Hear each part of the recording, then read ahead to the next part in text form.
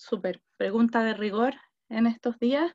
Mi nombre es Rocío Faúndez, soy directora social de Fundación Todo Mejora y les doy la bienvenida a este webinar Infancias y Adolescencias en Confinamiento, Experiencias, Desafíos y Rol de los Garantes de Derechos.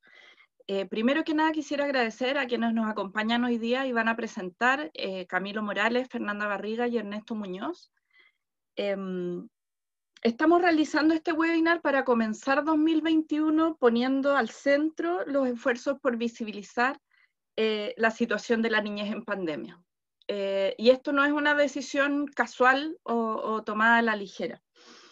El año 2020 hemos vivido una de las mayores crisis sociosanitarias de los últimos siglos y mucho se ha hablado sobre las consecuencias del COVID-19 y sus efectos en la vida de las personas. Sin embargo, lamentablemente hemos constatado que una vez más la mayoría de lo que hemos puesto en la palestra, en la discusión pública, ha omitido las realidades de las niñeces y adolescencias. Podría pensarse que es poco lo que sabemos de las experiencias de la niñez en contexto de confinamiento, que lo doméstico en contexto de encierro es por definición un espacio oscuro, opaco, que transcurre fuera de la mirada pública. Pero esa no es una justificación. Por un lado, porque sí ha habido esfuerzos por acceder a esas experiencias y por registrarlas desde distintos ámbitos. Sin ir más lejos, además de las evidencias y datos que vamos a compartir hoy día en este webinar, el fin de semana recién pasado se dio a conocer la segunda parte del estudio Cuidemos a nuestros niños, una colaboración de varios equipos de investigación, entre ellos el núcleo IMAI, el núcleo Milenio para el mejoramiento de la salud mental de adolescentes y jóvenes, que mostraba que 74% de las niñas chilenas presenta problemas emocionales durante la pandemia, por poner solo un ejemplo. Entonces, decir que no hay información no es del todo cierto. Por otro lado, el adultocentrismo de nuestra mirada no nos exime de responsabilidad frente a un tipo de dinámica social que va a continuar por segundo año. Quienes trabajamos en promover y resguardar derechos de esa niñez y adolescencia necesitamos estar a la altura y por lo tanto necesitamos visibilizar y empezar a conversar acerca de esto. Nuestro interés entonces hoy día es mostrar distintos focos de cómo han vivido la pandemia las infancias y adolescencias de nuestro país, conocer desde la academia, desde la sociedad civil y desde un organismo autónomo como la Defensoría de la Niñez, cómo ha sido para niñas, adolescentes y jóvenes la experiencia del COVID-19 y sus efectos sociales.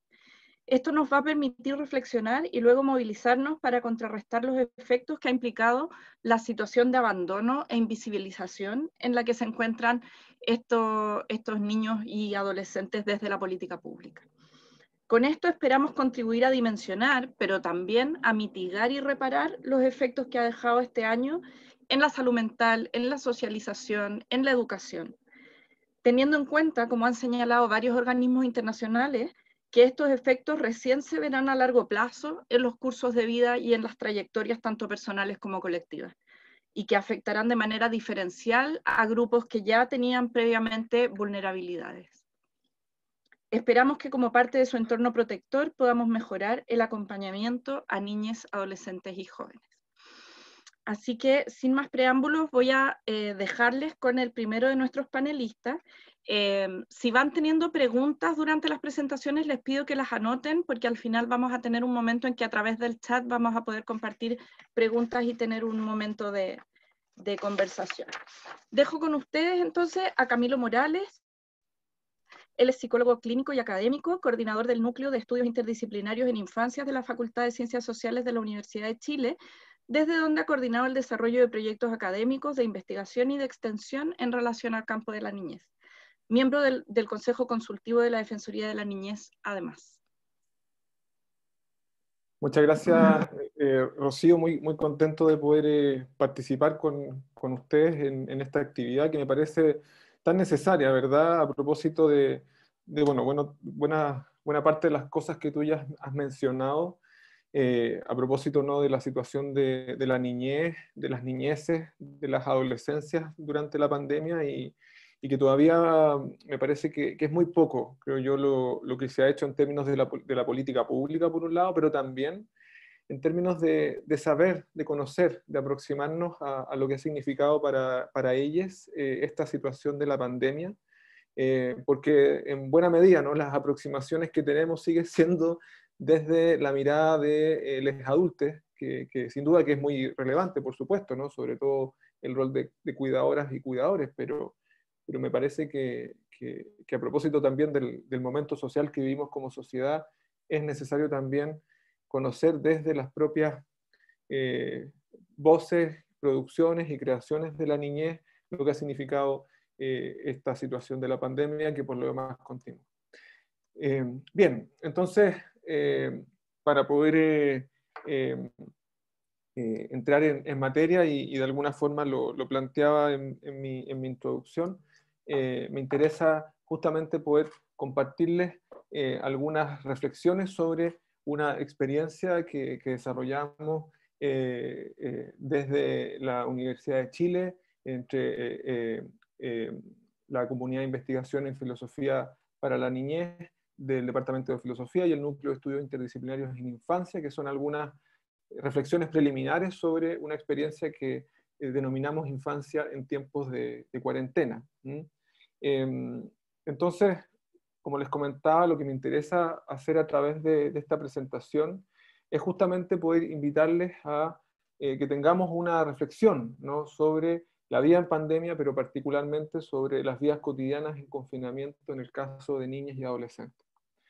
Se trata de poder presentarles y analizar, ¿no?, un conjunto de registros que fueron producidos en la intimidad de una vida cotidiana perturbada, producto de la crisis sociosanitaria del COVID-19, pero también, y eso me parece muy importante subrayarlo, como efecto, no es el telón de fondo también, como efecto de las medidas sanitarias desplegadas por el gobierno y que han tenido efectos en nuestras formas de vivir y en nuestra manera de relacionar. A esta altura, me parece, no es posible disociar, ¿verdad?, el acontecimiento de la pandemia con la reacción política, particularmente en lo relacionado a las infancias, las familias y los cuidados. Este proyecto, ¿no?, de investigación que lleva por título Infancias en tiempos de cuarentena, surge entonces a partir de la necesidad de visibilizar las experiencias de niñas y adolescentes durante el confinamiento y la pandemia. Una invitación, ¿no?, abierta a niñas, familias, comunidades educativas, entre otros, a compartir sus experiencias durante esta crisis a través de diferentes registros, dibujos, videos, fotografías, registros sonoros, escritos, etc. Se trató, en definitiva, de un proyecto que se propuso disponer de un canal de escucha donde niñas y jóvenes pudieran expresarse de sus propios registros, pero también intentar aportar con esto a la memoria colectiva y a la conciencia histórica en torno a la pandemia. En ese marco, algunas preguntas que nos movilizaron fueron: ¿hemos observado y escuchado lo suficientemente a niñas, niños y adolescentes durante esta crisis? ¿Qué piensan sobre la pandemia y sus efectos? ¿O cómo han significado este acontecimiento global que seguramente está transformando abruptamente sus vidas y sus proyectos personales y colectivos? ¿Qué temores y qué esperanzas alojan en relación con el futuro?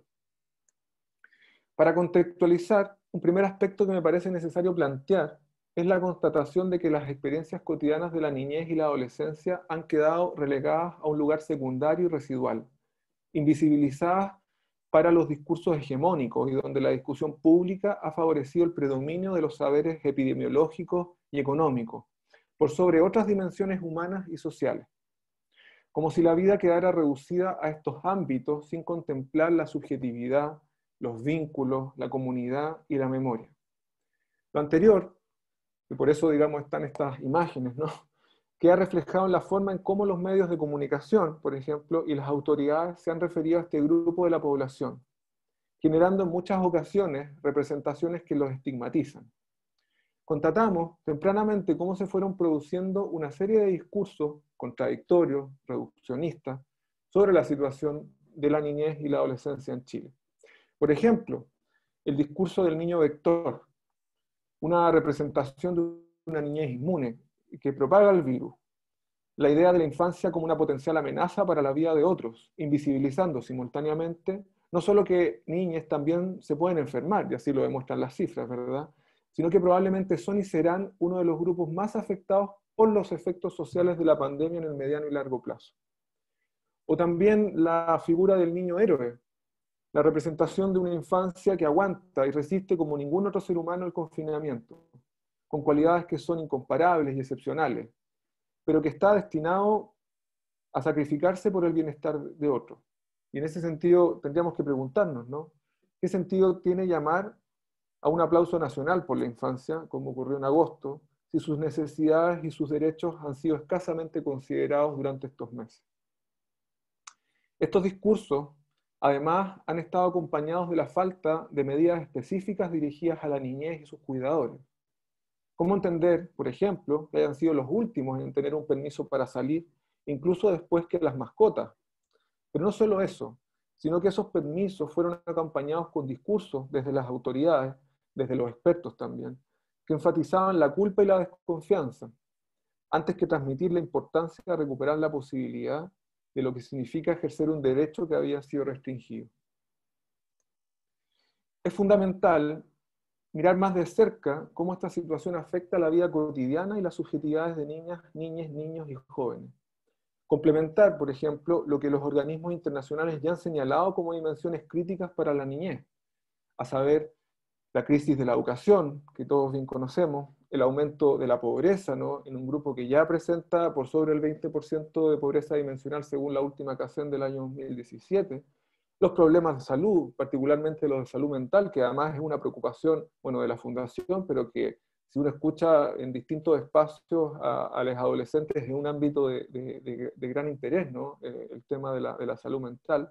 Y por supuesto, todo lo que tiene que ver con los riesgos asociados a la protección de sus derechos cuando se rompe la cadena de los cuidados institucionales. Todos estos planos que son relevantes, pero que no pueden, ¿ya?, prescindir, creo, de las experiencias más íntimas que se construyen en otros entornos y contextos.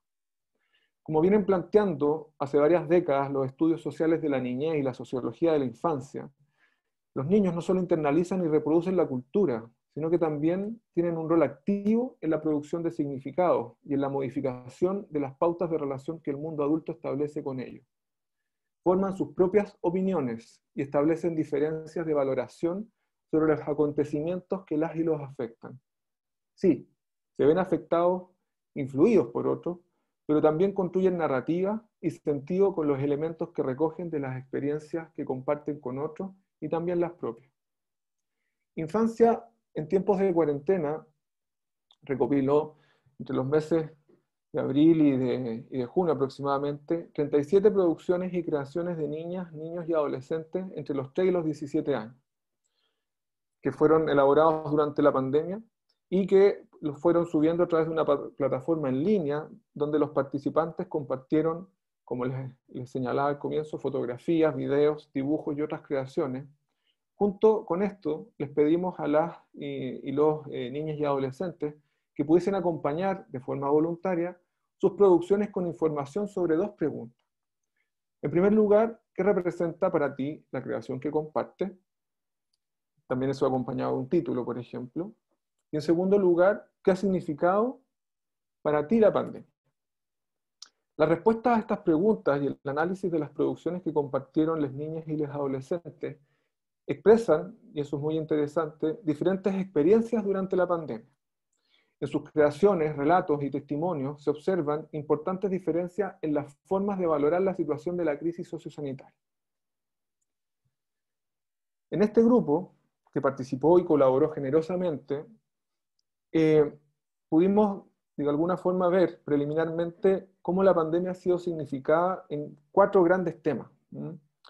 Por un lado, ¿no?, uno pudiese ver, ¿no?, los dos primeros, encierro y aislamiento, y angustia e incertidumbre, ¿no?, como dos significados que aluden, ¿no?, a una valoración negativa de la pandemia. Pero también, por otro lado, a propósito de cuidado y protección, aprendizaje y oportunidades, como también para cierto grupo de niñas y de adolescentes, hay también una valoración de carácter positivo. Entonces vamos a revisar cada una de estas dimensiones. Encierro y aislamiento. Me mata, no me gusta estar encerrado en la casa, me pone triste. El relato que acompañaba este dibujo de un niño de 6 años. En algunos casos, la pandemia es narrada y representada como una experiencia de encierro, que involucra la pérdida de la libertad, la restricción de la movilidad, los obstáculos para relacionarse con otros. Es una experiencia que para algunos se representa como un castigo o una restricción para vincularse, moverse y habitar el mundo. El encierro es una forma de pérdida de contacto con el mundo, con la vida social y el espacio público. Ahí hay varias citas, ¿no?, a propósito de qué ha significado la pandemia que ilustran parte de lo que les comento, ¿no? Segunda dimensión, angustia e incertidumbre. Un segundo ámbito tiene que ver con la angustia y la incertidumbre que se produce durante el confinamiento. Experiencias del vacío, soledad y agobio son parte de algunos relatos. Hay importantes preocupaciones asociadas a la salud personal y de otros miembros de la familia o el entorno cercano.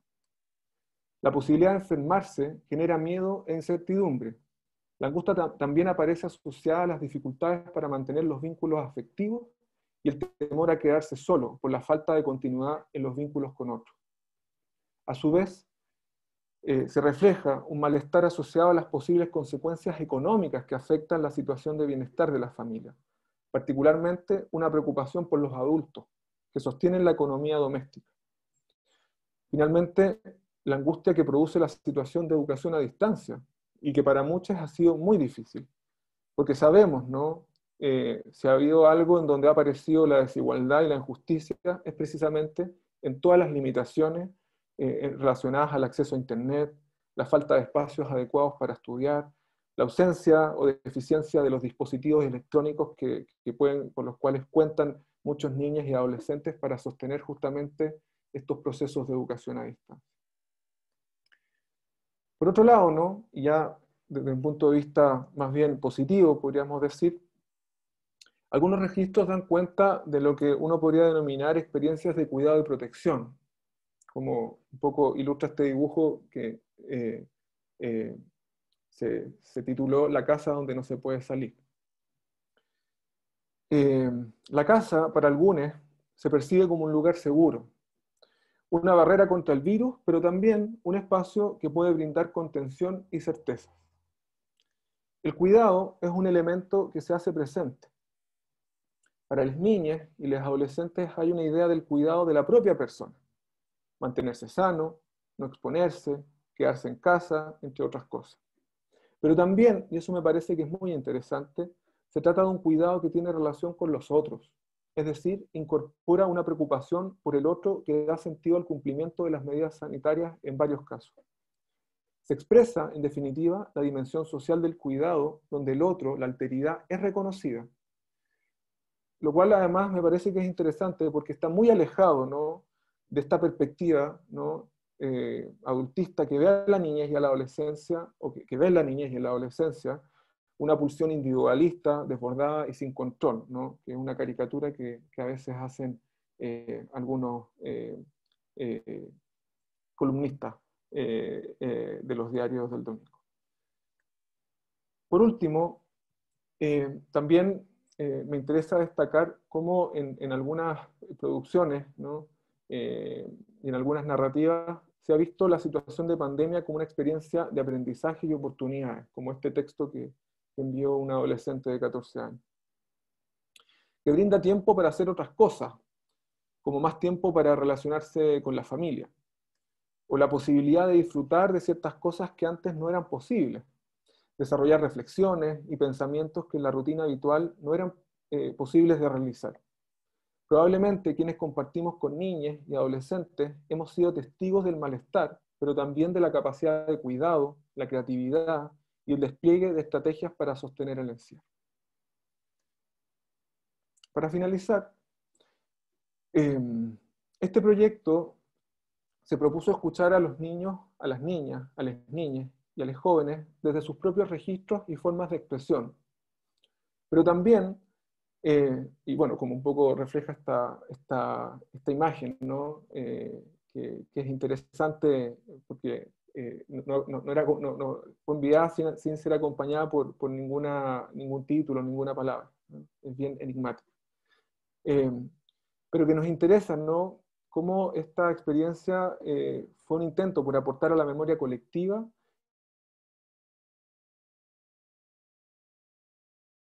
y visibilización de las experiencias de la niñez en el contexto de una sociedad adultista que desconoce la importancia de reconocer las prácticas y saberes de la infancia.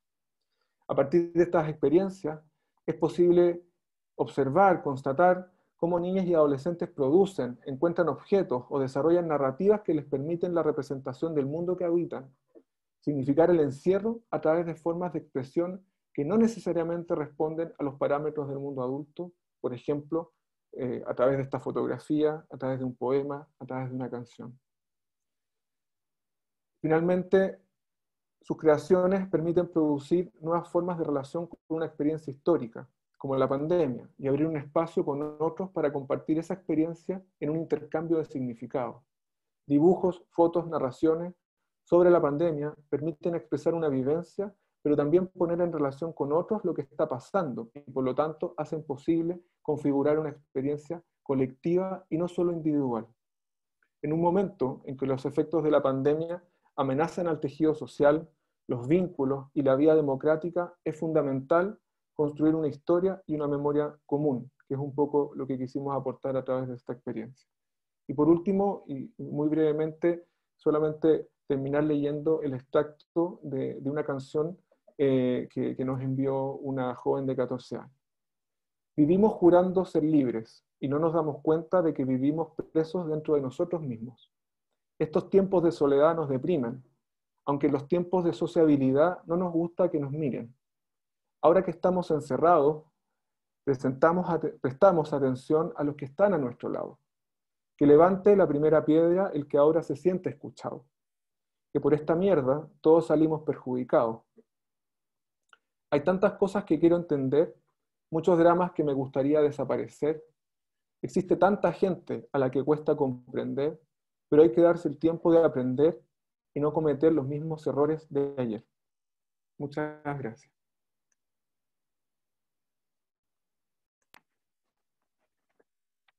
Muchas gracias a ti, Camilo, por compartir estos registros, que como tú bien dices, son históricos también, como implican empezar a construir una memoria colectiva de lo que ha sido este periodo, desde la voz de los actores mismos, de las niñas. Voy a dejar con ustedes a continuación a Fernanda Barriga. Fernanda es psicóloga clínica de la Universidad Católica y desde hace 4 años lidera la línea de ayuda de Todo Mejora, el programa Hora Segura. Hola a todos.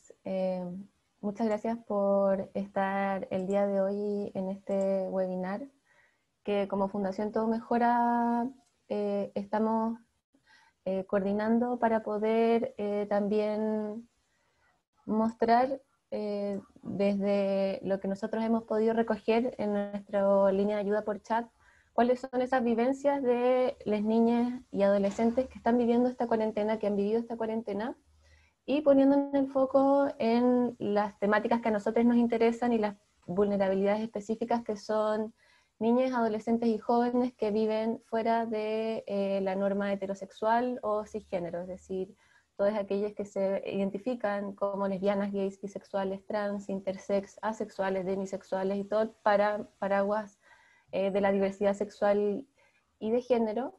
Y también es súper importante para nosotros visibilizar que muchos de nuestros datos y de la experiencia que vengo a compartir hoy en día no solo refleja a niñas que ya han encontrado una categoría identitaria dentro de la diversidad sexogenérica, sino también muchas niñas y adolescentes que se encuentran explorando su identidad, cuestionando ya sea su identidad de género, su orientación sexoafectiva o sus expresiones de género en un sentido más amplio, y que han encontrado en el programa Hora Segura un espacio seguro para conversar sobre estas temáticas, refiriendo también la falta de espacios cercanos en su cotidianidad, ya sea en su entorno de redes familiares, pero también incluso amigos o otros pares con quienes no han podido conversar estas temáticas y que la cuarentena muchas veces ha significado no solo lejanía, sino en muchos casos aislamiento.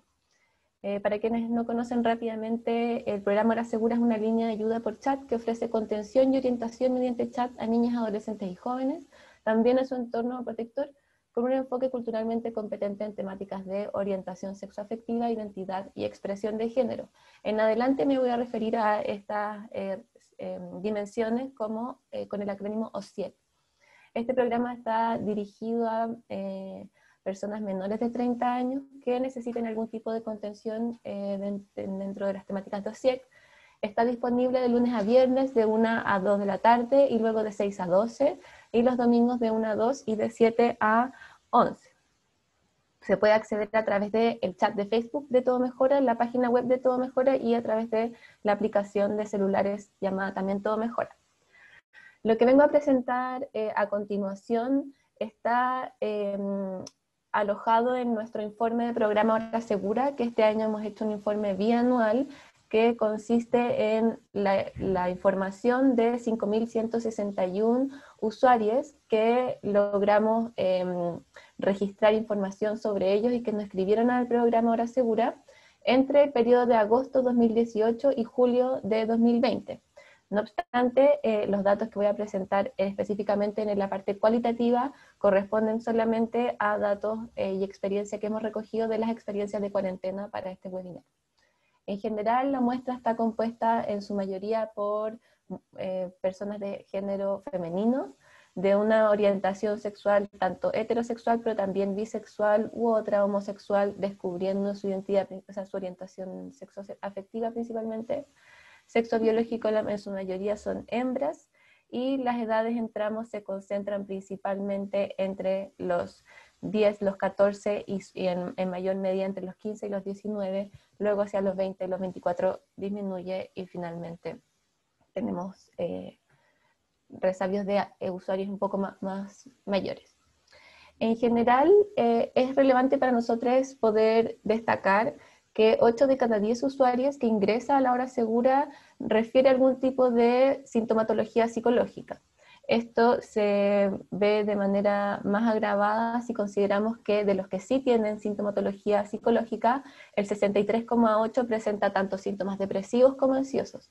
Esta realidad se ve en gran medida aumentada en las situaciones de pandemia, en donde la mayoría de nuestros usuarios y usuarias están presentando dificultades para conciliar el sueño, para concentrarse, para enfrentar una vida académica, para socializar con sus pares dentro de contextos de tecnologización, etc. Entonces son experiencias sintomatológicas, muestras concretas de afección en salud mental, de cómo esta pandemia va también influyendo en sus vidas.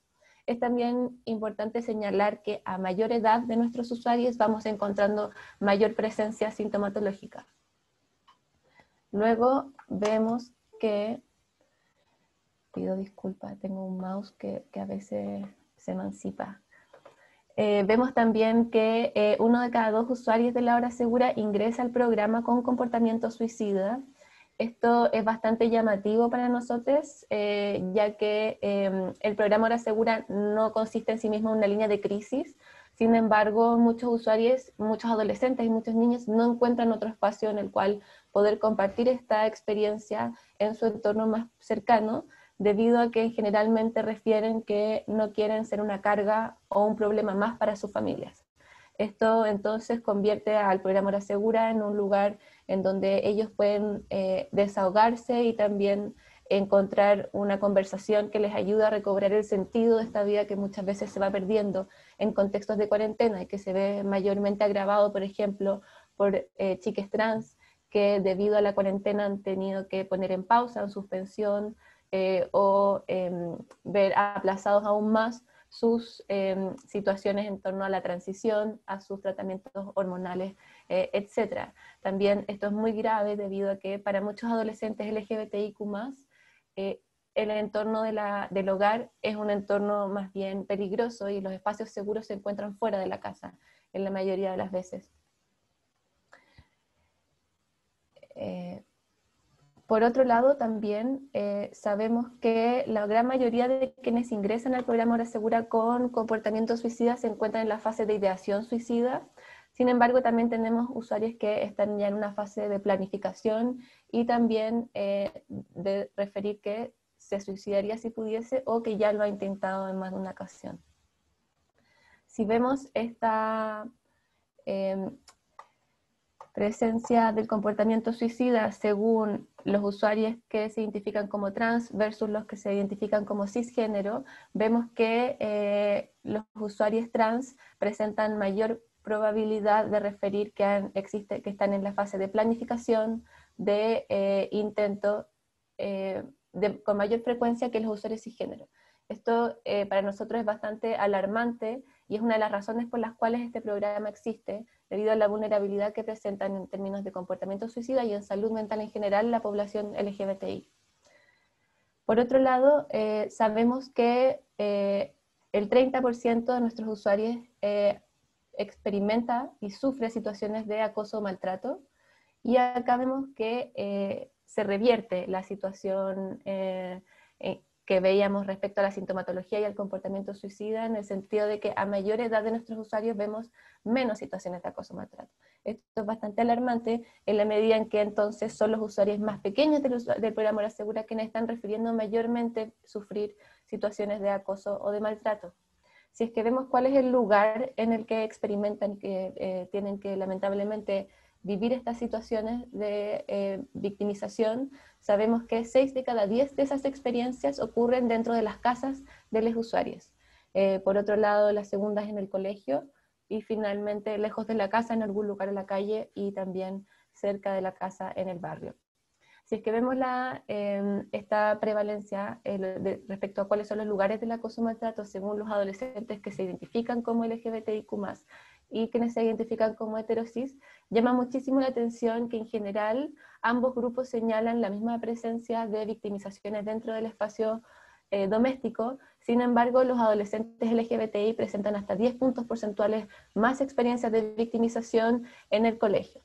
Esto es bastante grave y nosotros lo hemos podido constatar de adolescentes que durante el año 2020 han vivido una socialización principalmente dentro de las redes sociales, en donde muchas veces vemos a establecimientos educacionales que no cuentan con las herramientas para proteger a sus estudiantes, vemos a profesores que están sobrepasados con sus cargas y no pueden proteger a los adolescentes LGBTI de las victimizaciones, como podrían, por ejemplo, hacerlo y como lo han hecho de forma presencial, en una educación en línea.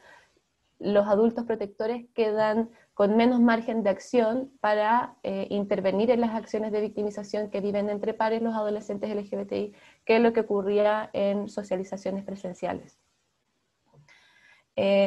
En relación a cuál es la relación que tienen los adolescentes con la persona agresora, vemos que solamente un 7% de esas personas son desconocidas para los usuarios LGBTI. Llama y es bastante alarmante el hecho de que la mayoría de estas victimizaciones provienen de alguien cercano, ya sea que vive o que no vive con la usuaria. Finalmente, vemos una vez más, dentro de nuestra data y dentro de la experiencia de los usuarios del programa Hora Segura, que hay una fuerte presencia de comportamiento suicida entre quienes experimentan experiencias de acoso o maltrato. Quiero ahora poder centrarme en testimonios cualitativos del programa Hora Segura, que como les comentaba hemos seleccionado para este webinar experiencias de confinamiento y en el cual hemos seleccionado experiencias de usuarios que tienen entre los 12 y los 19 años. Dicen: mis papás siempre han sido comprensivos, pero últimamente no le toman mucha importancia cuando me siento mal. Es como si ya fuera costumbre.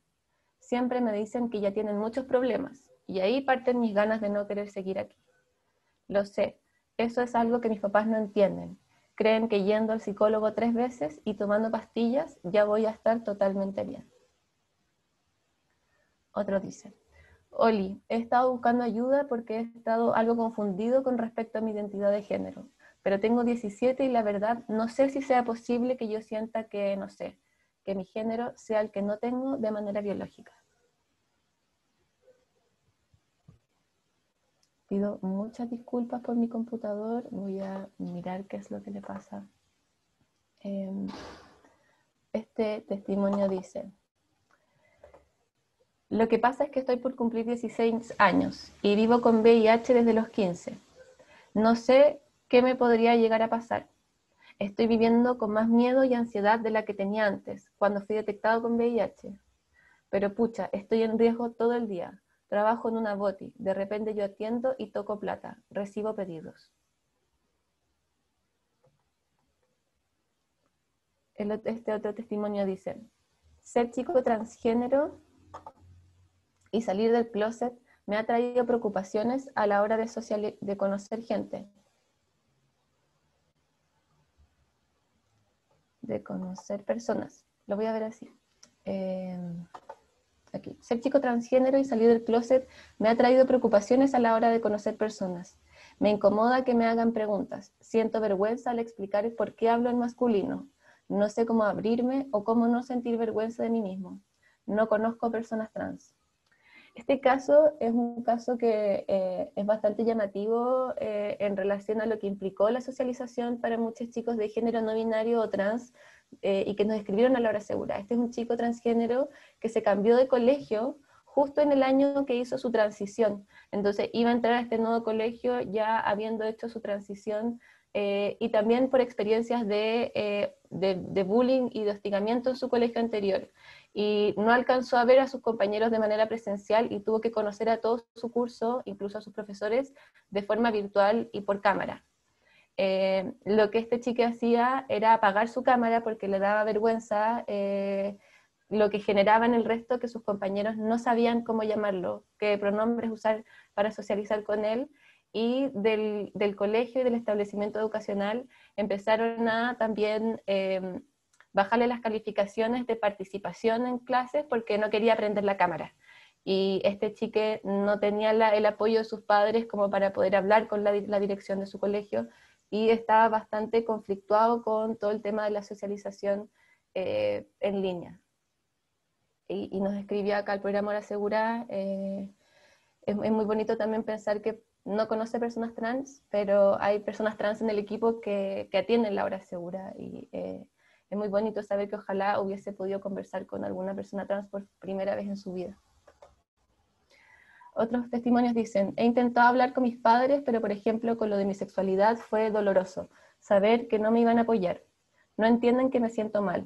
He intentado alzar la voz, pero nada. Dicen que son problemas de adolescentes, que los solucione, que no piense cosas negativas. Al fin y al cabo, jamás me han sabido escuchar de la forma en que quiero.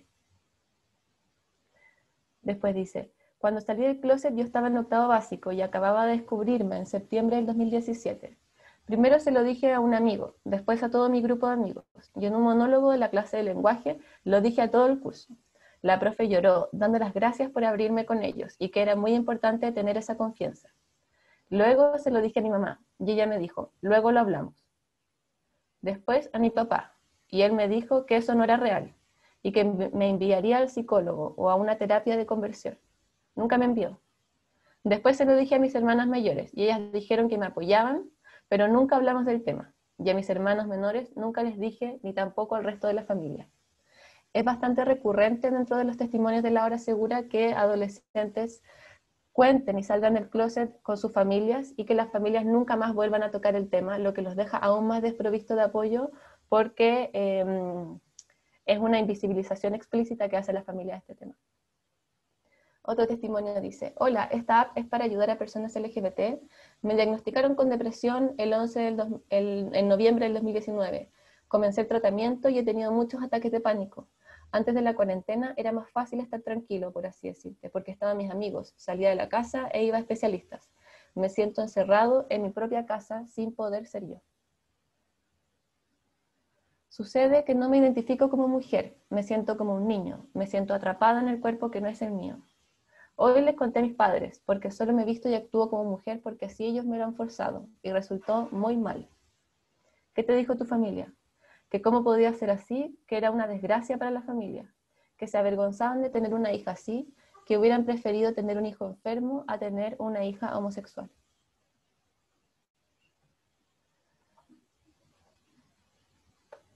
Bueno, la cosa es que siento que mi progenitora me hace la vida imposible, y siento que gran parte de mis problemas psicológicos son provocados por ella.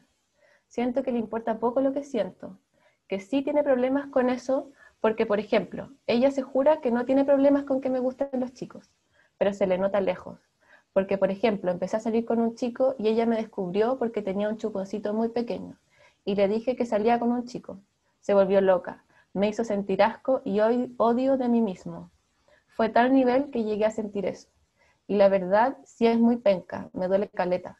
También hubo una vez que me dijo que no merecía respeto por ser gay, porque en esa ocasión se me había olvidado lavar los platos. Y ese fue un episodio fuerte, cuando me lo dijo. Sentí hambre y fui y comí 2 paquetes de galletas, pan y como 1 litro de leche. Me llenaba la boca con galletas, sentía arcadas y aún me seguía metiendo más comida. Hasta que decidí pagar y me senté en el suelo de la cocina y estuve pensando mucho rato sobre todo lo que tragué.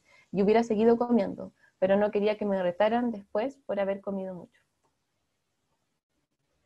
Y finalmente termino con este testimonio que dice: hola, siento que necesito ayuda. Estoy cayendo en un vacío. Hace una semana estoy teniendo bajones de la nada. He sentido que mi pareja está conmigo por pena. Llevo noches sin dormir. Hay noches en que siento que no puedo respirar. Se me sube la presión, el corazón se me acelera y hasta he pensado en dejar de existir. Sinceramente me siento en un hoyo del cual no sé cómo salir. Cada noche me siento peor. Mi familia no se da cuenta de lo que me está pasando. En Todo Mejora le dicen: entendemos lo difícil que es sentirse así y agradecemos que nos escribas a nosotros. Cuéntanos qué sucedió, algo que te hizo comenzar a sentirte así. Al momento que empezó todo esto de la cuarentena y lo de las clases online, en mi liceo solo mandan las guías. Y más estar viendo cómo pelean mis padres por cosas pequeñas y nos pongan en medio. Ha sido un cambio muy rotundo. Mis padres empezaron a pelearse y debido a eso me sentía muy mal. Necesitaba que me abrazaran y me dijeran que todo estaría bien. En eso busqué a mi pareja, el cual también no ha estado muy bien, y empezamos a pelearnos. Ayer hablé con mi hermano diciéndole que necesitaba ayuda y me dijo: ¿creéis que soy tu psicólogo? Con mi mamá es imposible hablar, me regaña por todo, a veces me ha encontrado llorando, me pregunta qué es lo que me sucede y cuando comienzo a hablar me dice: vos estás tonta. Tengo una amiga que está pasando por lo mismo.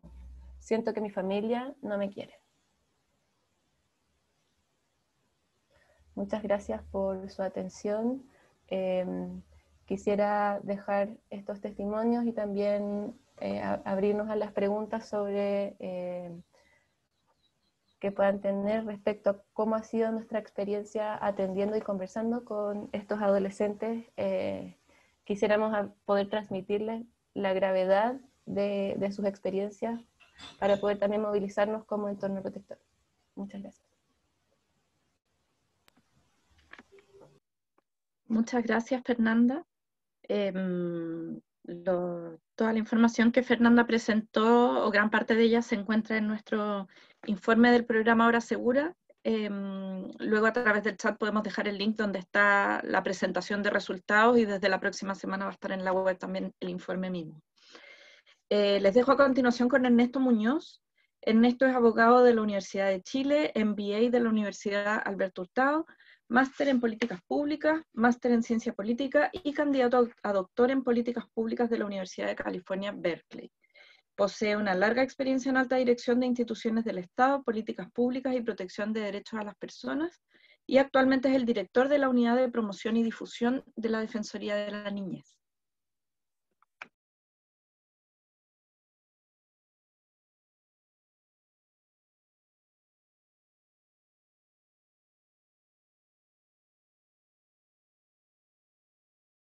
Disculpa, ¿me escuchan ahí?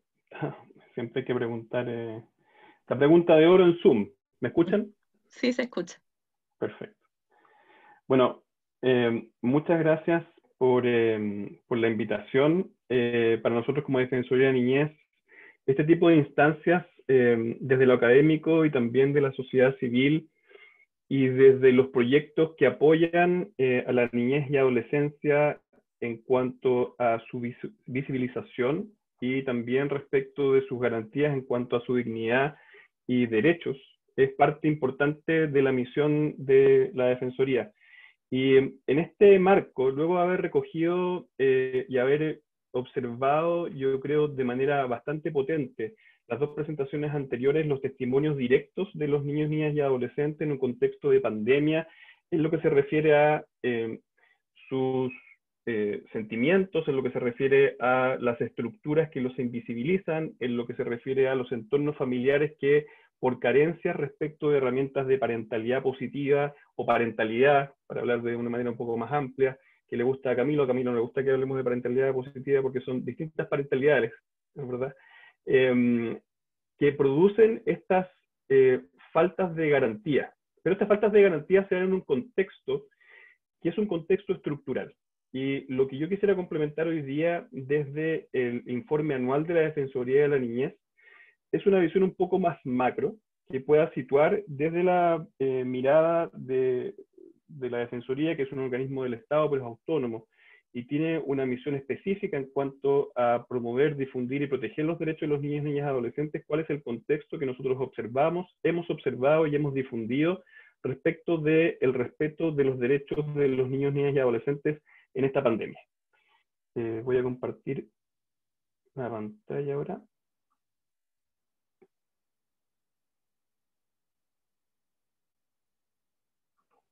Y la presentación. Ahí está.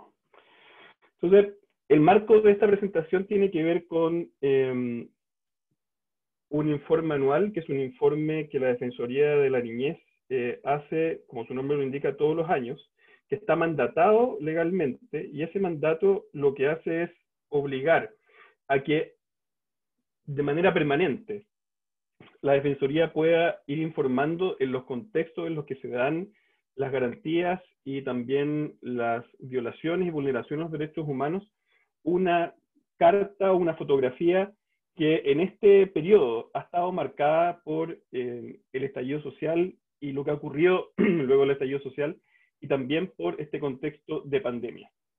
Es en ese marco entonces que el informe anual tiene tres partes.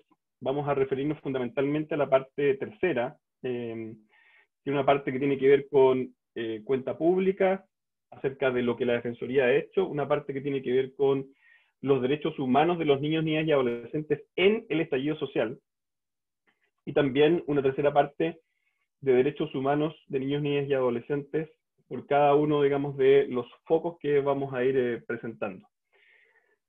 Pero antes de pasar a la tercera parte, que es la que me interesa compartir con ustedes respecto de cómo dar este marco estructural a lo que ocurre post pandemia respecto del respeto a los derechos de los niños, niñas y adolescentes, el primer contexto es un contexto que se da luego del estallido social.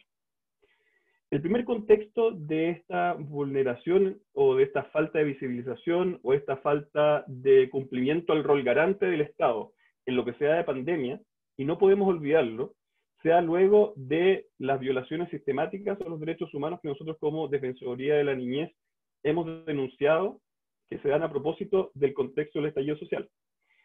Esta lámina, por ejemplo, representa los 818 casos que nosotros conocimos directamente como Defensoría de la Niñez, que están vinculadas a estas vulneraciones, y en el fondo están vinculadas también a agentes del Estado responsables de las vulneraciones, que tienen que ver con lesiones físicas, que tienen que ver con violencia sexual, tortura, tratos crueles, que tienen que ver con relatos también muy crudos respecto de la vulneración y la abdicación del deber del Estado, en este caso, de asegurar la manifestación pacífica, que es un derecho, pero al mismo tiempo de respetar sus propios protocolos en lo que se refiere a las violencias contra los niños, niñas y adolescentes.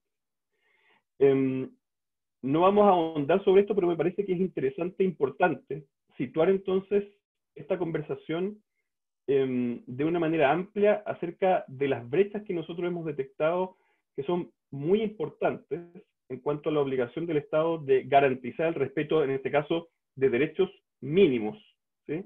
Y de no ejercer como primera obligación violencia en contra de los niños, niñas y adolescentes en contextos que se dan, en este caso, en el ejercicio de derechos constitucionales, como por ejemplo la manifestación pacífica.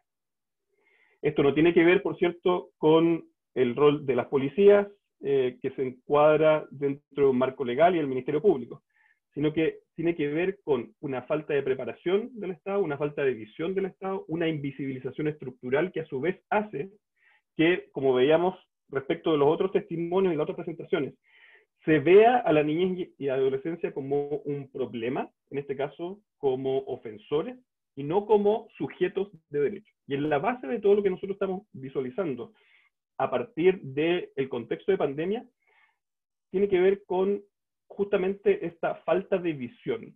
La invisibilización no solamente tiene que ver con no ver los testimonios o no ver las condiciones particulares o no conocer o no tener las herramientas para conocer, por ejemplo, la realidad de los niños y adolescentes trans, sino que tiene que ver con una visión estatal donde los niños y adolescentes no son vistos como sujetos de derecho. Y al no ser vistos como sujetos de derecho, sino como objetos de protección, o en este caso, como resultado de la violencia estatal, se produce y se reproduce una estructura y un marco normativo y de práctica estatal que está en la base de la reproducción de estas violencias que son físicas, de estas violencias que son simbólicas, de estas violencias que son omisivas en cuanto a las políticas públicas, de estas violencias que se ejercen en el silencio, pero también en la acción estatal, que se ejerce sobre los cuerpos, así también como los discursos, que invalidan las voces y que también atacan la integridad física.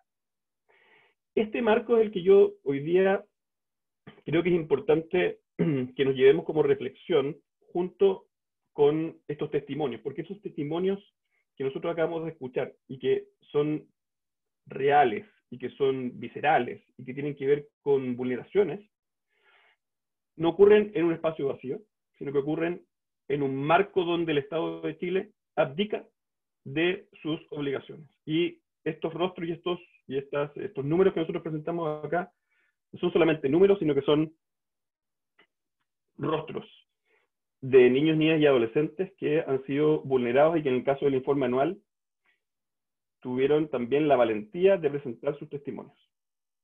El informe anual contiene 14 testimonios de víctimas de vulneraciones de derechos humanos, ¿sí?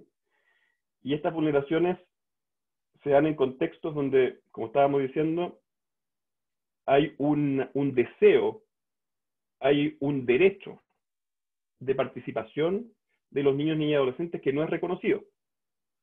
Y esta entonces invisibilización no solamente se da a partir de lo que vimos recién, de estas estadísticas de violencia, sino que se da también, por ejemplo, en la falta de respuesta que el Estado le entrega o no le entrega a la propia Defensoría de la Niñez respecto de las recomendaciones, en este caso, que nosotros hemos hecho en contexto de crisis social, de manera de poder establecer reparación y garantías de no repetición efectiva de estas vulneraciones.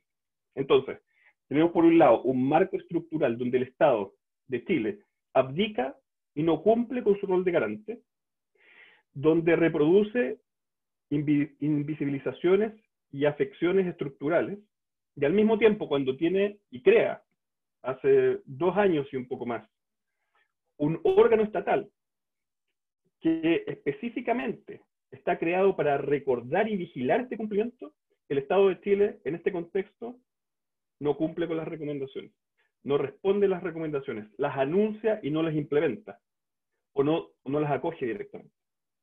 Por lo tanto, estamos un poco más allá de no tener información, un poco más allá de no saber lo que está pasando.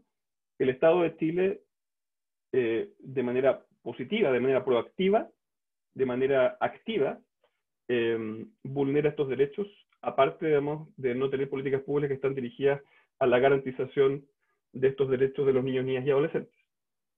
Entonces, en este contexto, donde tenemos una estructura estatal que también se afinca en una falta de instalación normativa de este concepto de sujetos. Por ejemplo, hoy día que estamos iniciando en Chile un proceso histórico de creación democrática, por primera vez en nuestra historia republicana, de una constitución.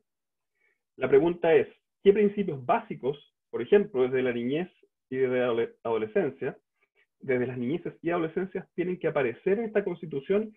¿Para qué? Para guiar al Estado y a la sociedad a seguir cerrando estas barreras estructurales que hoy día invisibilizan y vulneran los derechos de los niños, niñas y adolescentes. Por ejemplo, el reconocimiento de los niños y adolescentes como sujeto de derecho. Por ejemplo, el reconocimiento de los niños, niñas y adolescentes como personas, sujetos de derecho que tienen a su vez el derecho de participar en las definiciones de las políticas públicas que les afectan, ¿sí? En un contexto hoy día donde Chile es uno de los pocos países en Latinoamérica donde no existe una ley de garantías que permita bajar en la práctica qué significa los principios de la Convención que cumplió 30 años de ratificada por Chile a las políticas públicas. Entonces estamos hablando de brechas normativas y de espacios que el Estado de Chile todavía no cierra. Yendo entonces más a lo específico de lo que me interesa presentarles. ¿Qué pasa con las crisis? ¿Qué ha pasado entonces en este contexto de invisibilización, de vulneración, de violencia muchas veces sobre los niños, niñas y adolescentes y sus derechos en el marco de una pandemia? Y la respuesta es evidente. Las crisis, ambas crisis, tanto la crisis posterior al estallido social como la crisis generada por la pandemia, aumentaron las brechas en la garantía de derechos humanos de niños, niñas y adolescentes. No las crearon, las aumentaron, las hicieron más visibles, las hicieron más dolorosas, las hicieron más profundas. Y esto, en el informe anual que está a disposición de todos los que nos escuchan en nuestro sitio web, www.defensorianines.cl, es claro cuando uno va revisando cada una de las áreas. Por ejemplo, cuando en el capítulo primero nosotros hablamos acerca del desigual ejercicio del derecho a la educación, una desigualdad que es preexistente, una desigualdad que es una llaga en la conciencia de Chile respecto de un bien público tan importante como una educación de calidad, que es un derecho humano, ¿sí? Un desigual ejercicio que de manera previa existía a propósito de la pandemia, se profundiza justamente porque ese desigual ejercicio está correlacionado con las diferencias socioeconómicas que impiden a una parte importantísima, a la gran mayoría de los niños, niñas y adolescentes de nuestro país, acceder a las condiciones necesarias para mantener con cierto estándar su ciclo educativo. Esta desigualdad, entonces, es una discriminación, que en el caso de el derecho a la educación se constituye claramente en un obstáculo para el ejercicio del derecho, se constituye en una falta de aseguramiento por parte del Estado de no prevenir adecuadamente, porque una cosa es que el Estado haga llamados, ¿no es verdad?, que reconocen la evidencia, ¿no es verdad?, de que el alejamiento del espacio educativo constituye, por cierto, una fuente de ansiedad, una fuente de problemas de salud mental para los niños, niñas y adolescentes, y los priva de contactos que son esenciales. Y en eso, como Defensoría, nosotros compartimos que claramente el espacio ideal debería ser, ¿no es verdad?, el de la mayor continuidad posible, pero el Estado no solamente tiene que declararlo, tiene que poner a disposición de los niños, niñas y adolescentes, especialmente los más vulnerables, las herramientas que permitan, desde la comprensión de la realidad desigual de nuestro país hoy, acceder a ese derecho. Es una segregación escolar que se reproduce, que empobrece la experiencia formativa, que afecta el logro, aún más en pandemia, de los objetivos académicos y dificulta el mejoramiento escolar. Entonces, estas desigualdades han sido pronunciadas ciertamente desde la crisis sanitaria, y esta exclusión preexistente del sistema escolar se exacerba luego de la crisis sanitaria. Aquí el informe anual también recoge testimonios de los niños, niñas y adolescentes. Aquí, por ejemplo, hay uno de un estudiante de primer ciclo básico, donde dice: un niño pobre que no tiene tanto dinero debe intentar entrar a una escuela pública y debe comprar sus cosas, y es más complicado que para los niños que tienen más dinero, que pueden hacer todo eso sin ningún sacrificio. En la comprensión de nuestros estudiantes y la vivencia cotidiana de la discriminación y de la falta de acceso y de la desigualdad, vemos claramente reproducidas estas diferencias estructurales que veníamos conversando a propósito de la falta de garantía de esquemas mínimos por parte del Estado. Otra área donde esto también se reproduce es, de manera clara, es a propósito de los derechos de los niños, niñas y adolescentes bajo el cuidado del Estado. En el caso de la crisis, hay nudos críticos que tienen que ver con el área de bienestar y desarrollo integral, con la vinculación con la familia y el medio, con la protección contra la violencia, con su salud y con la educación, donde como Defensoría en el informe a propósito de este capítulo detectamos, por ejemplo, disminución de rotación de personal por licencias médicas, interrupción de programas de formación respecto del bienestar, interrupción de supervisiones presenciales, interrupción de procesos psicosociales, falta de recursos tecnológicos, aislamiento y desarraigo por el confinamiento, incremento de situaciones críticas de violencia que de hecho se dan también a propósito de la población en general, de los niños, niñas y adolescentes que en situación de pandemia están más expuestos, por cierto, a situaciones de violencia en el hogar y también a un menor acceso. Y por eso es tan importante el testimonio y el trabajo que de Todo Mejora, en el sentido de poder brindar a los niños, niñas y adolescentes una línea de ayuda que es no solamente un apoyo desde la información, sino que muchas veces tiene que ver con salvar vidas.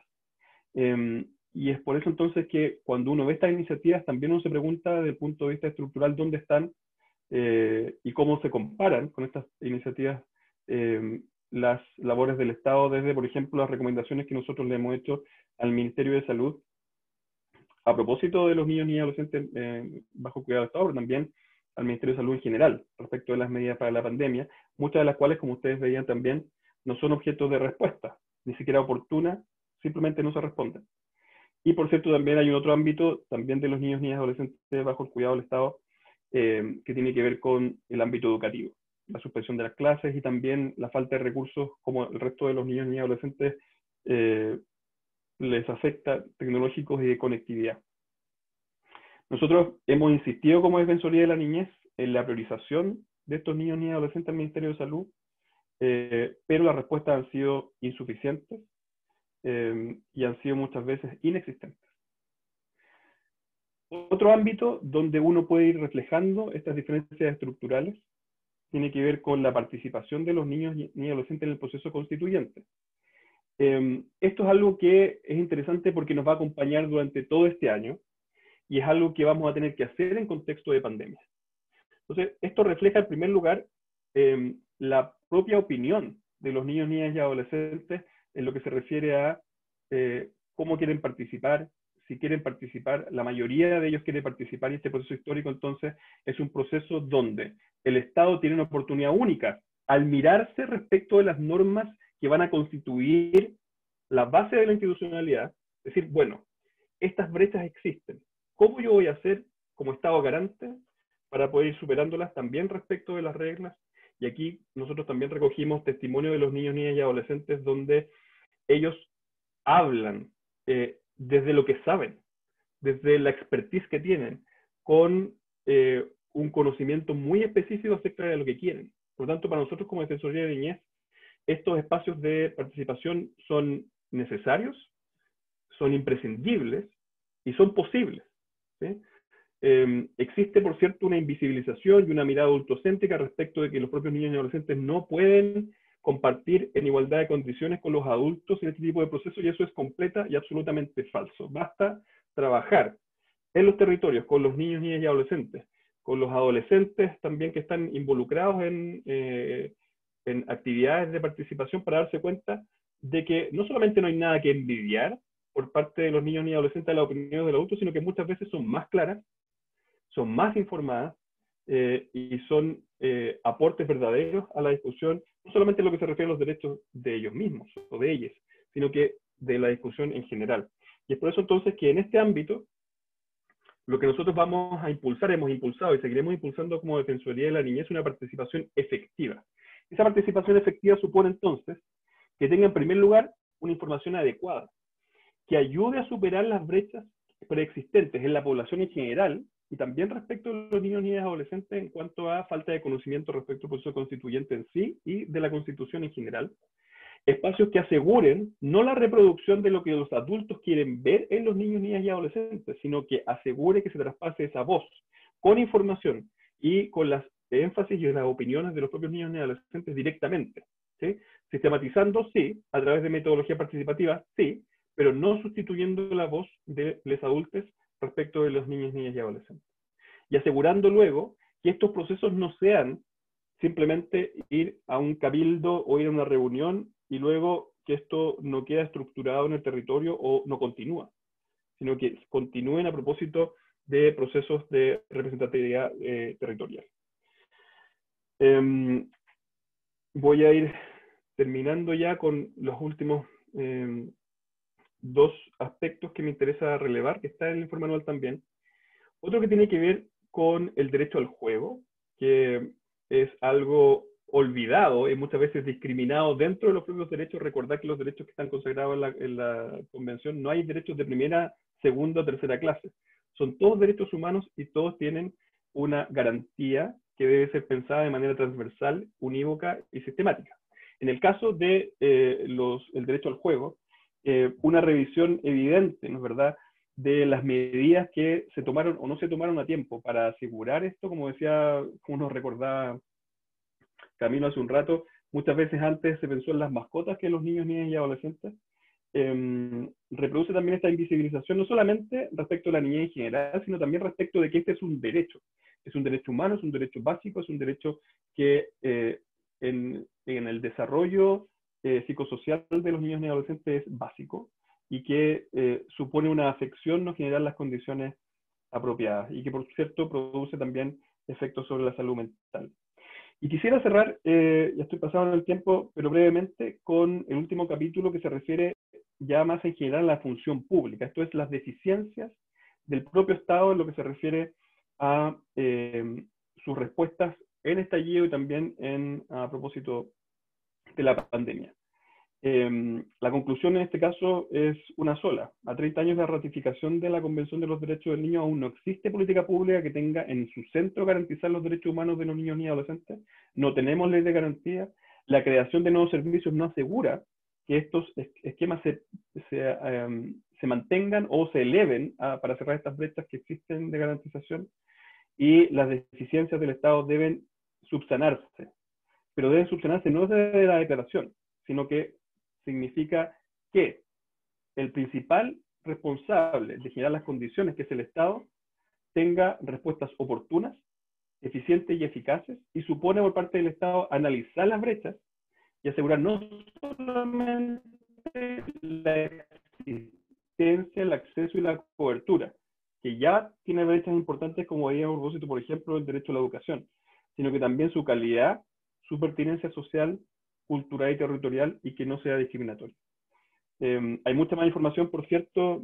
Termino agradeciendo nuevamente el espacio para poder representar la edición de la Defensoría, y tenemos ahí, como decíamos, el informe anual con todos los testimonios, con los videos de los niños, niñas y adolescentes, así que por favor visítenlos, y también están en nuestras redes. Así que muchas gracias por la oportunidad y por el espacio.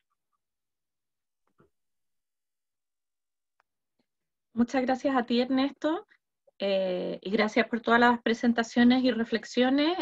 Aquí en el chat se han ido dejando algunos links donde se puede tener acceso a las distintas informaciones presentadas, y ahora vamos a tener un tiempo para preguntas. Voy a leer algunas de las que ya están en el chat. Les pedimos que si quieren agregar preguntas, por favor, traten de precisar a quiénes están dirigidas. Voy a ir mirando. Hay una pregunta que es: ¿dónde podemos encontrar el interesante estudio que presentó Camilo Morales? Gracias.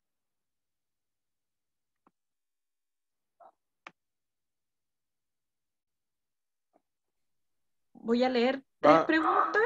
O bueno, dale Camilo con esa, que es una cosa como bien informativa. Sí, no, todavía no está publicado. Esperamos hacerlo durante el primer semestre de este año. Eso. Súper. Voy a leer tres preguntas, si les parece, y a quién van dirigidas, y luego vamos avanzando. Las sintomatologías que presenta Fernanda, ¿serían efecto del contexto cuarentena o porque el contexto de encierro ha potenciado esas condiciones de salud mental? Quisiera saber si logran hacer esa distinción. Esa es una pregunta de Isolda Núñez. Julieta Maulén dice: el mandato del adulto está instalado en todo espacio. En un colegio es evidente, donde se ha expuesto que es el lugar donde más violencia de género se vive. Es un comentario. Dignidad por la infancia, calidad en las condiciones. Acá hay una pregunta de Julieta Neulen. Fernanda, un niño adolescente trans en pandemia que sufre más violencia o humillación en su familia, encuentra en el colegio un espacio de acompañamiento y acogida, pero el colegio necesita la autorización de los padres para reconocerlo en su identidad. En pandemia, este adolescente trans está aislado en su casa, desprotegido, pues ni siquiera puede recibir contención virtual desde el colegio porque no tiene privacidad en su casa para conectarse desde el colegio. Desde el colegio, ¿cómo se le ayuda entonces? Esas son las preguntas que hemos recibido hasta ahora. Super, gracias por las preguntas.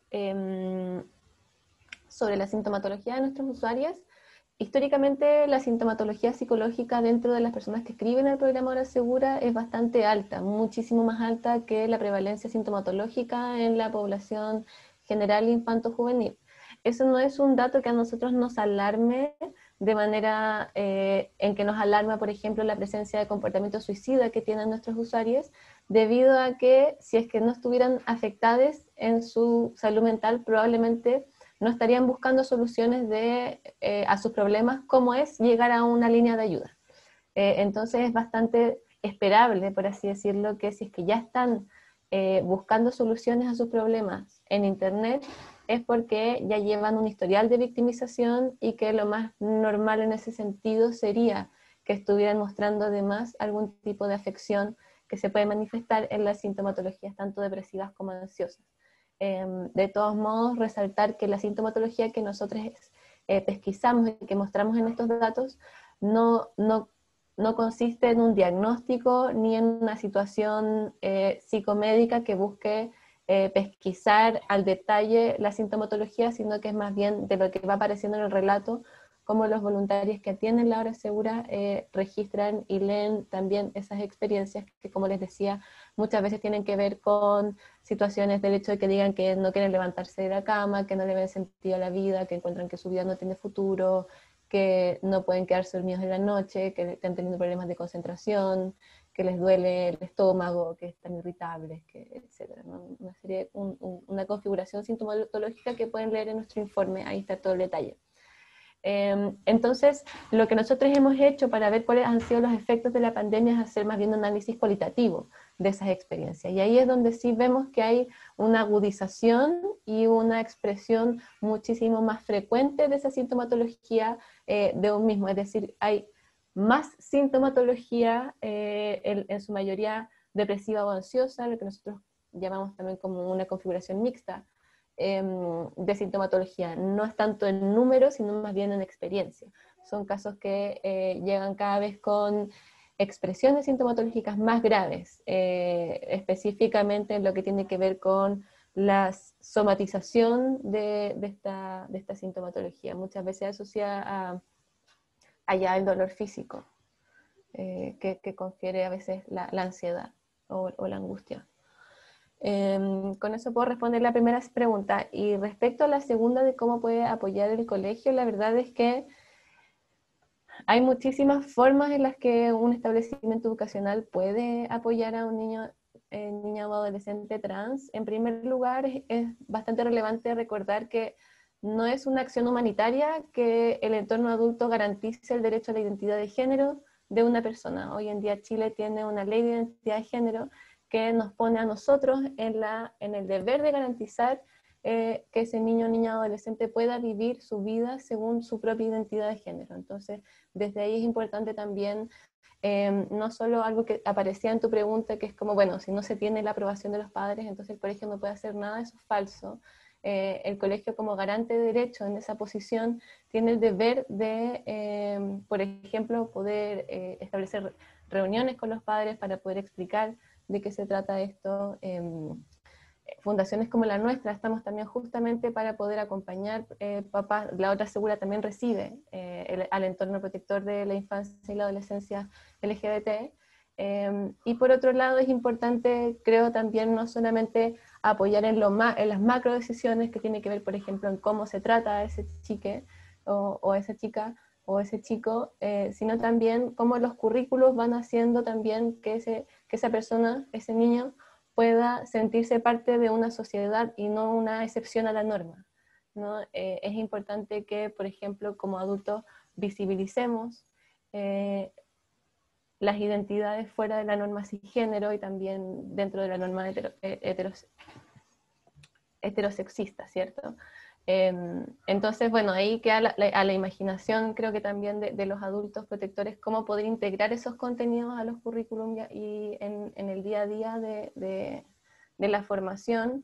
Y por otro lado también, es súper importante, mencionabas también en tu pregunta, que muchas veces el colegio es el lugar donde se vive más violencia de género y donde menos los adultos protectores actúan frente a esa violencia de género. ¿Por qué? Porque nosotros como mundo adulto también somos parte de esa violencia y la replicamos nosotros en nuestra vida diaria también.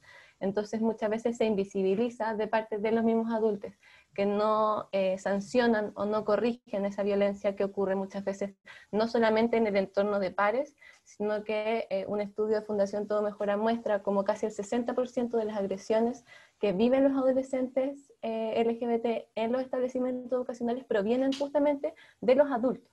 Entonces es súper importante también que como establecimientos educacionales se vayan poniendo estos temas en la palestra y que también ojalá ocurra una educación transversal, no solamente dirigido hacia, muchas veces existe una lógica y a nosotros desde los colegios muchas veces nos piden educar a los estudiantes, y en realidad lo que nosotros queremos hacer es trabajar con los profesores o las profesoras, ¿no? Entonces es importante entender también la globalidad y la integralidad con la que se tiene que trabajar esta temática.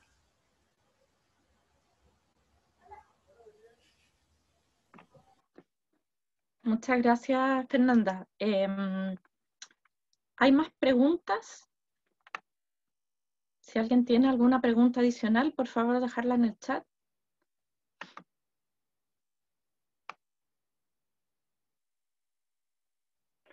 Rocío, si tú me permites hacer un comentario respecto a lo que decía Fernanda. A propósito de eso, nosotros este año como Defensoría de la Niñez, reconociendo la importancia de lo que se estaba conversando, estamos haciendo un estudio de los currículums de las carreras, ¿sí? De educadores en Chile para poder ver y detectar cuál es la brecha que se está generando también desde ese punto de vista estructural, ya no desde el Estado, sino también desde la forma de entender el enfoque de derechos. Y vamos a dar a conocer ese estudio cuando lo tengamos, todavía está en la fase, digamos, de implementación, y nos va a servir como un insumo para todos, para la Defensoría también para ustedes, de poder ir detectando también las formas en las que este enfoque de derechos visibiliza o también invisibiliza ciertas aproximaciones a los derechos humanos. Yo creo que eso también es importante, porque una cosa es que yo explique, ¿no es verdad?, formalmente los derechos de la Convención.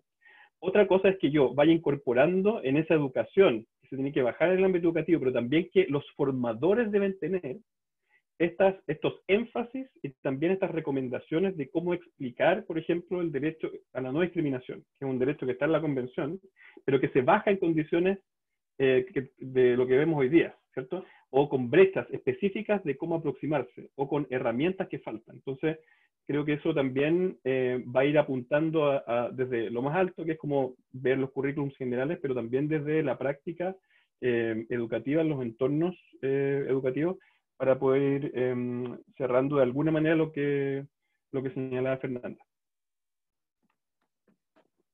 Súper. Hay un estudio que Todo Mejora realizó con UNESCO y que espero que pronto podamos presentar sobre actitudes docentes hacia diversidad sexogenérica.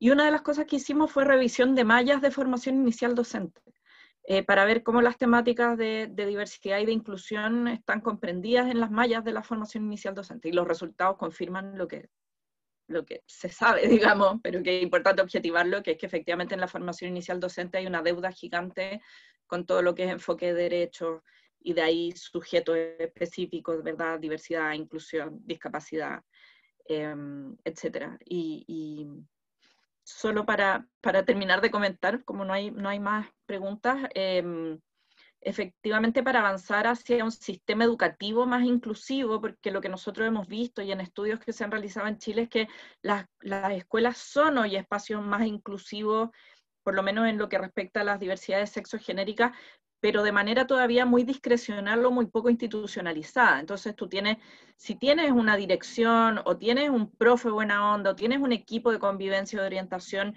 que esté comprometido con la temática, efectivamente tú notas avances muy vinculados al caso, a la gestión del caso.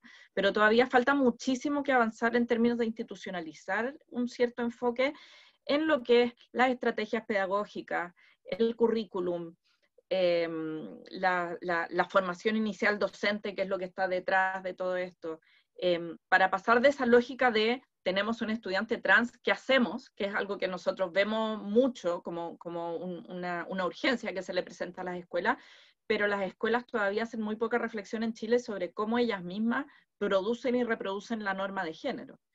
Y ahí es muy importante, como decía Fernanda, recordar que la violencia de género es una violencia normativa, no es una violencia que rompe normas, es una violencia que refuerza normas sociales. Entonces, desde ahí se hace doblemente difícil de identificar y de sancionar, porque es una violencia que en sentido estricto viene a reforzar una norma que está socialmente aceptada. No es contrahegemónica la violencia de género, al revés. Creo que ahí alguien dejó otra pregunta. Isolda Núñez dice, en un estudio que estuvimos haciendo desde la disciplina filosófica, en el marco de la priorización que planteaba Mineduc, me tocó trabajar con relatos de escolares, fundamentalmente de enseñanza media, que abordaba la visión de crisis, COVID y revuelta. Ellos planteaban que a veces, por ejemplo, la filosofía podía acompañar sus reflexiones y cuestiones, pero también en otros casos esas temáticas les producían angustia por no querer cuestionar las realidades. Sí, claro, efectivamente. Y lo que nosotros vimos... perdón, continúa el comentario. Dice, eso indica que también es muy importante que la escuela y los profesores tengan el cuidado de trabajar con sus contextos y realidades, saber reconocer las realidades de les estudiantes. Sí, claro. Y mantener la comunicación entre escuela y padres, madres, cuidadores, que al final estamos siendo coeducadores también en este contexto, sobre cuál es la situación particular. Hay familias que han estado viviendo duelos, hay familias que han estado viviendo pérdida de fuente económica, hay familias que están viviendo situaciones puntuales y es súper importante que el equipo docente pueda estar al tanto de qué situación está viviendo cuando se van a trabajar o tocar temas que pueden ser complejos. Julieta Maulén pide la palabra. No sé si es posible desilenciarla desde ahí, desde los controles, y vamos a dejar esta como la última palabra. No sé si va a ser una pregunta o una intervención, y vamos a cerrar. Sí, gracias, Rocío. Respecto de lo que yo estaba planteando, es como bien puntual y tiene que ver con lo que estaba justamente diciendo Rocío ahora, respecto de que la institución de repente es la misma que pone las barreras. En el caso que yo planteaba de esta adolescente trans, está en su casa, los padres la rechazan, ¿cierto? La maltratan porque ella ha declarado más o menos, ¿cierto?, su tránsito, y el colegio sí la estaba apoyando a través de la dupla psicosocial, en fin. Sin embargo, queda aislada con la pandemia, aislada. Entonces, cuando yo planteo esta situación a la institución, para poder dar apoyo, ¿cierto?, porque me parece hasta peligroso, ¿cierto?, puede correr riesgo de su vida, desde el colegio, por la normativa interna, dicen, es que los padres son los que tienen que dar la autorización. O sea, como que el colegio no puede tomar iniciativa, porque el reglamento dice, ¿cierto?, que son los padres, en fin, los que tienen que solicitarle al colegio esta ratificación o reconocimiento de la identidad del niño. Entonces, yo entiendo lo que también planteaba Ernesto, ¿no?, que están los derechos de los niños por sobre todo, ¿cierto? Uno tiene como esa convicción, lo sabe, pero choca con la institución, entonces como que te amarran los brazos, digamos, no puedes como concretar más ayuda.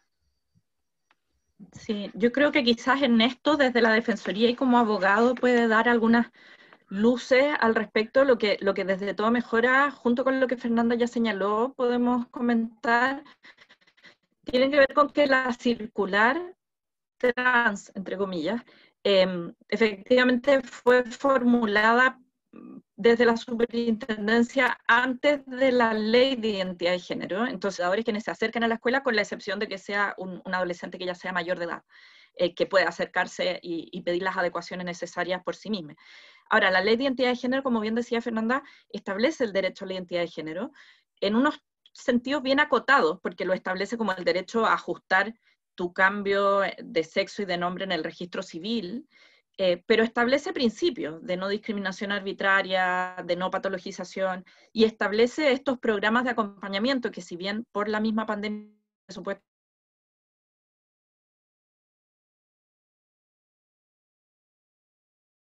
con o sin acompañamiento de padres y madres, que fue algo por lo que se peleó harto cuando se formuló la ley. Entonces, quizás Ernesto podría comentar un poco más como qué mecanismo efectivo podrían las comunidades educativas accionar cuando tú tienes esta situación en que tú tienes un niño trans, pero tienes familias que no les aceptan, por dónde poder entrar, a qué acogerse, digamos, si es la ley de identidad de género o quizás otro tipo de recursos legales para poder dar ese apoyo. Sí, yo creo que esta pregunta, Rocío, es muy importante también para ir visibilizando la forma en la que nosotros tenemos que construir las políticas públicas en Chile con enfoque de derechos. ¿Por qué? Porque no basta con reconocer derechos o dar instrucciones. Tú tienes que generar una institucionalidad que vaya acompañando la implementación y que pueda establecer estos estándares y hacer seguimiento al cumplimiento de esos estándares. Nosotros pero no solamente desde fuera, digamos, como nosotros la Defensoría de la Niñez, que por cierto, si existe cualquier tipo de vulneración, se pueden hacer llegar, en este caso la Defensoría de la Niñez, a través de la página web, formularios de requerimiento. Entonces, también la invitación para que eventualmente este caso en particular podamos verlo con nuestra unidad de protección y representación judicial, para que hagamos también la asesoría específica. Yo creo que sería también un caso bien interesante porque es un hallazgo, ¿no? ¿Verdad? Un hallazgo desde el punto de vista de la falla de la implementación de la política pública cuando, en un contexto de pandemia, aquellos que se han instruido que tienen que seguir este procedimiento para asegurar el cumplimiento de estas garantías, están privados de hacerlo justamente porque no están en contacto con, en este caso, el adolescente trans, ¿sí? Eso por un lado. Y ahí puede incluso existir un conflicto normativo, una antinomia respecto de las obligaciones que tienen que cumplir con el Ministerio de Educación respecto al contacto con la familia, y por otro lado el esquema garantista de una norma que busca justamente asegurar que no exista discriminación y que se permita en este caso el cumplimiento de los estándares de derechos humanos. Entonces, en respecto de la consulta, Julieta, también después por interno podemos ver cómo hacerla llegar, me parece súper interesante para poder verla en particular. Pero más en general, cuando uno se pregunta acerca de la normativa de discriminación en Chile, con enfoque de derechos humanos, claramente falta una institucionalidad que sea una institucionalidad que pueda resolver y que pueda resolver de manera vinculante. Faltan procedimientos que sean efectivos. Muchas veces la carga de la prueba queda, en este caso, de cargo de la víctima, ¿verdad? Yo tengo que aportar antecedentes acerca de si está vulnerando mi derecho, en este caso la no discriminación. Y lo que ocurre además es que como tenemos una falta de visión respecto a cómo se integra una política pública con enfoque de derecho, los casos no producen efectos respecto a la implementación de la política. ¿A qué voy? Imagínate un caso de discriminación, donde se pasa por todo el procedimiento y al final la víctima tiene algún tipo de respuesta positiva del sistema. Eso nos lleva a que luego este tipo de información vaya retroalimentando un sistema de implementación que asegure la prevención yendo hacia adelante. Sino que vamos viendo los casos uno a uno, nos lo vemos con perspectiva de prevención y eso hace que sistémicamente, incluso cuando funciona el sistema, no está funcionando. ¿Se dan cuenta? Entonces, es lo que yo decía respecto a lo que nos falta tanto por avanzar, por ejemplo, respecto de la ley del sistema de garantías. Yo, si tengo una ley de sistema de garantías que le diga a cada una de los organismos públicos cuáles son las materias que tiene que tener, con planes anuales, como se sugiere, por ejemplo, en la última versión de este proyecto de ley que ya llega desde el 2015 tramitándose en el Congreso. Puedo yo ir cerrando, pero al mismo tiempo generando las estructuras y los presupuestos necesarios para que el Estado diga si efectivamente estoy cumpliendo con mi rol de garante. De otra manera, es literatura, es declaración, y al final en la práctica se traspasa la carga a la familia, se traspasa la carga en este caso al adolescente o a las instituciones que están acompañándolo.